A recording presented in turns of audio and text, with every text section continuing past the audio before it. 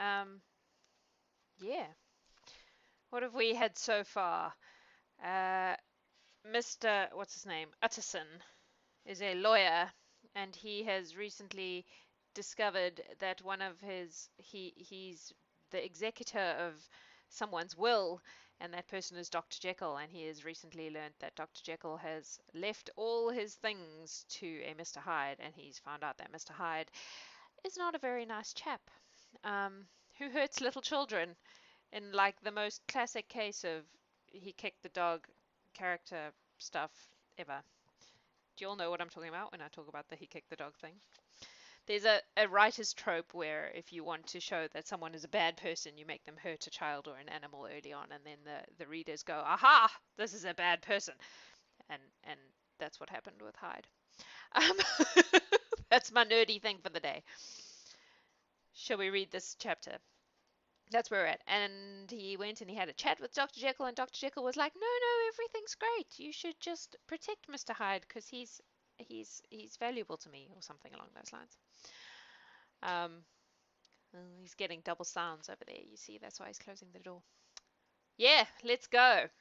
Chapter 4. The Carew Murder Case. Nearly a year later, in the month of October, 18... London was startled by a crime of singular ferocity, and rendered all the more notable by the high position of the victim. The details were few and startling. A maid-servant, living alone in a house not far from the river, had gone upstairs to bed about 11. Although a fog rolled over the city in the small hours, the early part of the night was cloudless, and the lane which the maid's window overlooked was brightly lit by the full moon. It seems she was romantically given, for she sat down upon her box, which stood immediately under the window, and fell into a dream of musing.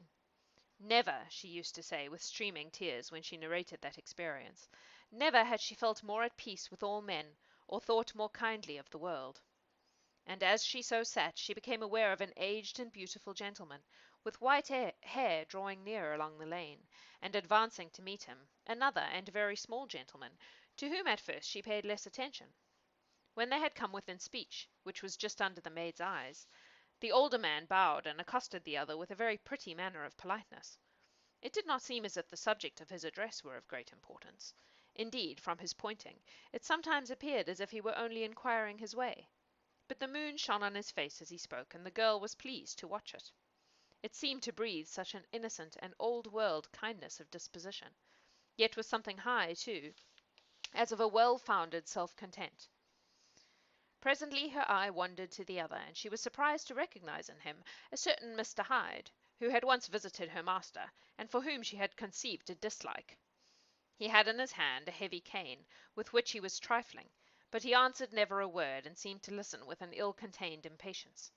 And then, all of a sudden, he broke out in a great flame of anger, stamping with his foot, brandishing the cane, and carrying on, as the maid described it, like a madman. The old gentleman took a step back, with the air of one very much surprised and a trifle hurt, and at that Mr. Hyde broke out of all bounds, and clubbed him to the earth. The next moment, with ape-like fury, he was trampling his victim underfoot, and hailing down a storm of blows, under which the bones were audibly shattered, and the body jumped upon the roadway. At the horror of these sights and sounds, the maid fainted. It was 2 o'clock before she came to herself and called for the police. The murderer was gone long ago, but there lay his victim in the middle of the lane, incredibly mangled. The stick with which the deed had been done, although it was of some rare and very tough and heavy wood, had broken in the middle under the stress of this insensate cruelty, and one splintered half had rolled in the neighbouring gutter. The other, without doubt, had been carried away by the murderer. A purse and a gold watch were found upon the victim, but no cards or papers except a sealed and stamped envelope, which he had been properly carrying to the post, and which bore the name and address of Mr. Utterson. This was brought to the lawyer the next morning before he was out of bed, and he had no sooner seen it and been told the circumstances than he shot out a solemn lip. "I shall say nothing till I have seen the body," said he. "This may be very serious. Have the kindness to wait while I dress." And with the same grave countenance he hurried through his breakfast and drove to the police station, whither the body had been carried. As soon as he came into the cell he nodded. "Yes," said he, "I recognize him. I am sorry to say that this is Sir Danvers Carew." "Good God, sir!" exclaimed the officer. "Is it possible?" And the next moment his eye lighted up with professional ambition. "This will make a deal of noise," he said, "and perhaps you can help us to the man." And he briefly narrated what the maid had seen, and showed the broken stick. Mr. Utterson had already quailed at the name of Hyde, but when the stick was laid before him he could doubt no longer. Broken and battered as it was, he recognized it for one that he had himself presented many years before to Henry Jekyll. "Is this Mr. Hyde a person of small stature?" he inquired.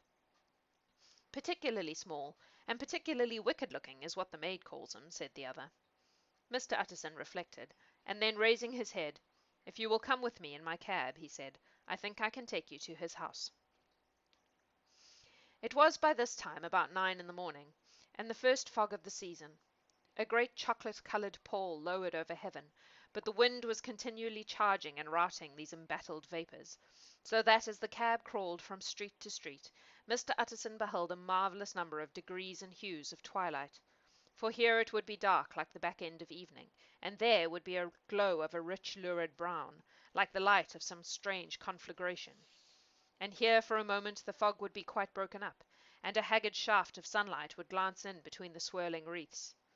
The dismal quarter of Soho, seen under these changing glimpses, with its muddy ways and slatternly passengers, and its lamps which had never been extinguished, or had been kindled afresh to combat this mournful re-invasion of darkness, seemed in the lawyer's eyes like a district of some city in a nightmare. The thoughts of his mind, besides, were of the gloomiest dye, and when he glanced at the companion of his drive he was conscious of some touch of that terror of the law and the law's officers which may at times assail the most honest. As the cab drew up before the address indicated, the fog lifted a little, and showed him a dingy street, a gin-palace, a low French eating-house, a shop for the retail of penny numbers and two-penny salads, many ragged children huddled in the doorways, and many women of many different nationalities passing out, key in hand, to have a morning glass. And the next moment the fog settled down again upon that part, as brown as umber, and cut him off from his blackguardly surroundings. This was the home of Henry Jekyll's favourite, of a man who was heir to £250,000 sterling. An ivory-faced and silvery-haired old woman opened the door. She had an evil face, smoothed by hypocrisy, but her manners were excellent. Yes, she said, this was Mr. Hyde's, but he was not at home.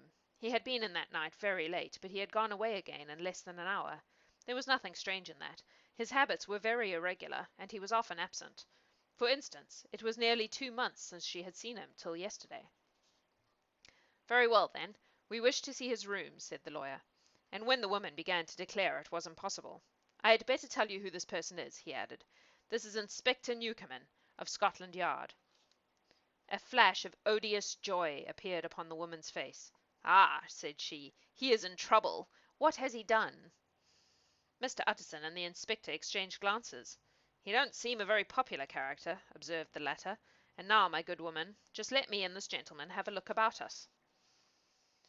In the whole extent of the house, which but for the old woman remained otherwise empty, Mr. Hyde had only used a couple of rooms, but these were furnished with luxury and good taste. A closet was filled with wine, the plate was of silver, the napery elegant. A good picture hung upon the walls, a gift, as Utterson supposed, from Henry Jekyll, who was much of a connoisseur, and the carpets were of many plies and agreeable in colour. At this moment, however, the rooms bore every mark of having been recently and hurriedly ransacked. Clothes lay about the floor, with their pockets inside out. Lock-fast drawers stood open, and on the hearth there lay a pile of grey ashes as though many papers had been burned. From these embers the inspector disinterred the butt-end of a green cheque-book, which had resisted the action of the fire. The other half of the stick was found behind the door, and as this clinched his suspicions, the officer declared himself delighted. A visit to the bank, where several £1,000s were found to be lying to the murderer's credit, completed his gratification. "You may depend upon it, sir," he told Mr. Utterson, "I have him in my hand. He must have lost his head, or he never would have left the stick, or, above all, burnt the cheque-book. Why, money's life to the man. We have nothing to do but wait for him at the bank, and get out the handbills." This last, however, was not so easy of accomplishment, for Mr. Hyde had numbered few familiars. Even the master of the servant-maid had only seen him twice. His family could nowhere be traced, he had never been photographed, and the few who could describe him differed widely as common observers will. Only on one point were they agreed, and that was the haunting sense of unexpressed deformity with which the fugitive impressed his beholders. Ah, that's the end.